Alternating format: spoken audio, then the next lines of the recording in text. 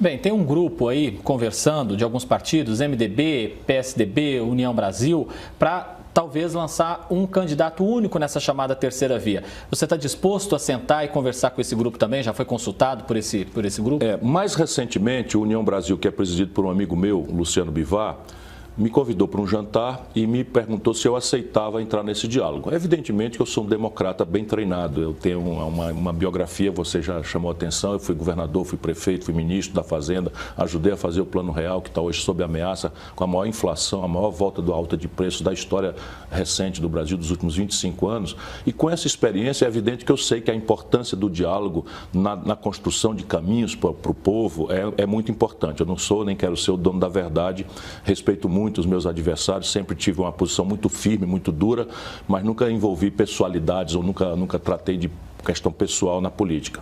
Entretanto, a distância entre o que eu penso, entre a compreensão que eu tenho dos problemas brasileiros, do que causou esse problema brasileiro, e mais do que isso, a proposta que eu tenho é muito distante daquilo que pensa o Dória, por exemplo. Quer dizer que eu não posso dialogar? Não, eu posso dialogar. O Bivar me convidou e eu disse para ele, olha, você chama e eu estou à disposição para conversar. Mas eu preciso que esse diálogo tenha critério, porque eu não participo de conchavo, sabe? Quando eu vejo o Lula, 25 anos depois de chamar o povo para brigar, não é? Chamando um ao outro de ladrão, de corrupto, como fez com o Alckmin, agora se juntar sem nenhuma autocrítica, sem nenhuma satisfação ao povo, só porque fica agitando a história que precisa derrotar o Bolsonaro. Ora, essa não é a tarefa. Derrotar o Bolsonaro é uma consequência do que nós pretendemos colocar no lugar. Qual é a resposta que nós temos para um sistema tributário absolutamente insustentável, que cobra imposto só de pobre, de trabalhador, de quem produz e não cobra imposto dos super ricos. Um modelo previdenciário que entra ano, sai ano, o buraco é cada vez maior, pudera 70 de cada 100 trabalhadores ou estão desempregados ou estão na informalidade, ou seja, fora do regime de contribuição. Nós estamos preparando, André, 50 milhões de brasileiros que daqui 15, 20 anos, quando chegar a velhice, não terão cobertura previdenciária nenhuma. E lá na data não terá solução, precisamos discutir isso agora. Então, a distância entre o que eu penso em relação às coisas, os meus compromissos com o mundo mais pobre do Brasil e o que pensa o Dória, por exemplo, é uma distância imensa. Não impede de discutir, mas é muito improvável que isso dê, porque senão vira um conchavo, sabe, que junta jabuti com arame farpado, daí não sai um porco-espinho, sabe, sai só um conchavo que não serve ao povo brasileiro. Bem, o senhor está aqui em Ribeirão hoje, especialmente para fazer uma visita à AgriShow, a maior feira da América Latina. Já queria saber do senhor, então, a visão, a importância do agronegócio para o país. Eu diria a você, numa simplificação muito justa, que o agronegócio carrega o Brasil nas costas. E eu explico isso porque eu me dedico muito a refletir sobre a economia brasileira, porque é daí que vem os empregos, os salários, a aposentadoria e os tributos para financiar a saúde, a educação, etc. Portanto, se você não se preocupar com a economia, tudo mais que você disser é mentira ou despreparo, que infelizmente é muito comum na vida pública brasileira. Mas veja, por que carrega nas costas? Porque quando a gente separa as contas do Brasil, nosso modo moderno, a câmera que está nos filmando, as lentes do seu relógio, o material da química fina dos nossos remédios, o microfone, enfim, todos os celulares, todos os tablets, todos os computadores, 80% de um carro produzido em São Paulo, tudo vem do estrangeiro. Quando a gente puxa a conta, meu irmão, dá 130 bilhões de dólares. Você multiplica isso aí por 5, nós estamos falando de quase 700 bilhões de reais de buraco na conta do Brasil com o estrangeiro. Se não fosse o agronegócio, nossa proporção do real com o dólar estaria aí em 12 reais em vez de 5, ou 15 reais em vez de 5, e a inflação, em vez de 12%, estava em 30, 40, como foi no passado. Portanto, o Brasil tem que respeitar o agronegócio, porque nós devemos a esses que acordam mais cedo, que trabalham, não é? Não é a conta da nossa vida moderna. Isto dito, me preocupa muito em diálogo com os líderes do agronegócio, por isso que eu venho sempre à AgriShow, a necessidade que eles têm de fazer uma adaptação ao cenário internacional. Hoje, seja porque, de fato, as novas gerações têm uma preocupação ambiental central na sua formação, seja porque os governos dos países europeus, por exemplo, descobriram o argumento do ambientalismo como uma forma mascarada de fazer o protecionismo. Então, veja bem, se o Brasil continuar dando maus exemplos, e isso é uma minoria, não é?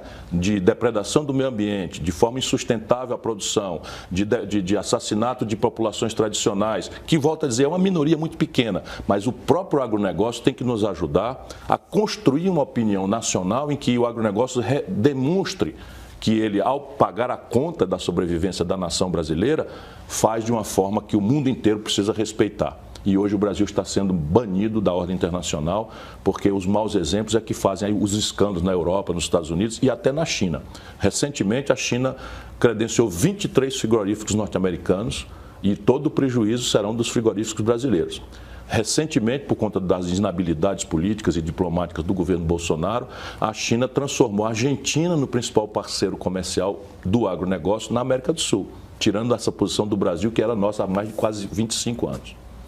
Queria saber do senhor a sua análise com relação às nossas estatais e o que o senhor pretende se for eleito.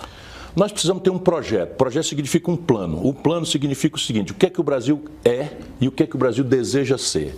Hoje ninguém é capaz de fazer essa resposta, André. Ninguém sabe. O que é que o Brasil, para onde é que o Brasil vai em tecnologia?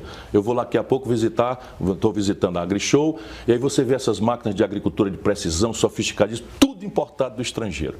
Nós não aguentamos isso. Porque, sabe, o custo disso vai ficando impagável se a gente só tem para vender produtos de baixo valor agregado, minério de ferro bruto, petróleo bruto e proteínas brutas. Isso não paga a conta de microeletrônica, de bem de capital. Então, nós precisamos reindustrializar o Brasil. Pois bem, como é que a gente reindustrializa um país? Você tem que ir pela lei do menor esforço. Então, o complexo industrial da saúde, o Brasil está mandando para o estrangeiro 17 bilhões de dólares. Como é que eu resolvo isso? Às vezes é o capitalista privado.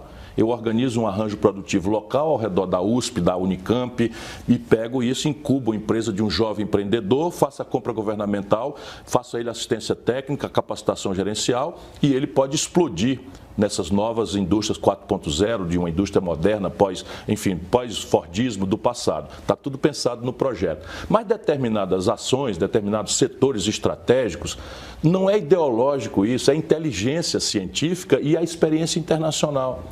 Você não pode abrir mão do papel sensível do Estado, seja porque em tecnologias sofisticadas e disruptivas, não existiu jamais na história da humanidade um avanço sem o Estado por trás. Às vezes mascarado. Por exemplo, pouca gente sabe, mas quem criou a internet foi o governo americano. Eles têm um estatal chamado DARPA, que não é uma empresa que não comercializa, mas faz todo o investimento, desenvolve a pesquisa e ao incorporar o domínio tecnológico tem um monte de empresa privada, satélite, em que eles transferem essa tecnologia e a compra do governo por razões militares, por razões aeroespaciais, faz com que essas empresas saiam do zero em atividades de alto risco para virarem grandes corporações globais. Nasceu a Apple, nasceu a Microsoft. Se não fosse o governo americano, não existia celular. Foi a DARPA que financiou o celular. Esse domínio HTTP que permite a gente jogar online, videogames, etc, etc. O meu filho Gael gosta, estou aprendendo com ele lá. Né? Tem toda terça-feira a Ciro Games, às 19h30. Se liga lá nas nossas redes, @CiroGomes. Não é? Isso daí foi um domínio criado pelo CERN, que é estatal europeu. E isso, então, o Brasil tem que definir, fora dessas paixões, desses preconceitos. Por exemplo, telefonia, nenhum problema privatizar, eu era a favor de privatizar. Qual é o problema agora? A precariedade da regulação. Se você comparar a tarifa de telefone que o Brasil paga hoje e de transferência de dados que o Brasil paga hoje, é a mais cara do mundo ou uma das mais caras do mundo. Por quê? Porque a nossa regulação não funcionou. Não há competição, se cartelizou e a agência, infelizmente, por regra, tem exceções, se corrompeu. Agora, por exemplo, nada justifica um aumento de 25% na conta de luz por aí afora, em alguns estados, como o estado do Ceará, onde eu fui criado, apesar de ter nascido aqui no Vale do Paraíba, em Pindamonhangaba. Portanto, petróleo, que está na ordem do dia. Petróleo, irmão, não tem brincadeira. Ou são estatais, 80% do petróleo produzido no mundo, todos os países autossuficientes têm empresas estatais, ou é um cartel de 7 irmãs que responde aos seus governos. Então, os americanos não têm um estatal, ok, mas não precisa ter. Eles têm a Exxon, a Esso, eles têm, enfim, os ingleses não precisam ter um estatal, eles têm a British Petroleum. Os franceses não precisam ter estatal, eles têm a Total, que responde imediatamente aos seus governos. No Brasil, o caminho da privatização já está revelado. O que é? Um monopólio, que hoje faz o serviço do acionista minoritário e que impõe ao Brasil uma das gasolinas e um óleo diesel e querosene de aviação mais caros do mundo. Sendo que o Brasil, diferente desses outros países, tem autossuficiência e sobra em petróleo. Portanto, para mim, petróleo tem que ser estatal. O que não quer dizer permitir loteamento, tem que ter uma governança corporativa, que eu sei fazer. né? Eu já governei o estado do Ceará, já fui ministro da Fazenda e eu nunca permiti que as estatais sob meu controle fossem loteadas como o Lula fez com os ladrões aí do Petrolão, etc. Você estabelece um padrão de eficiência, um padrão de governança e controle sobre isso. E prêmios e punições. É assim que bem administra uma estatal.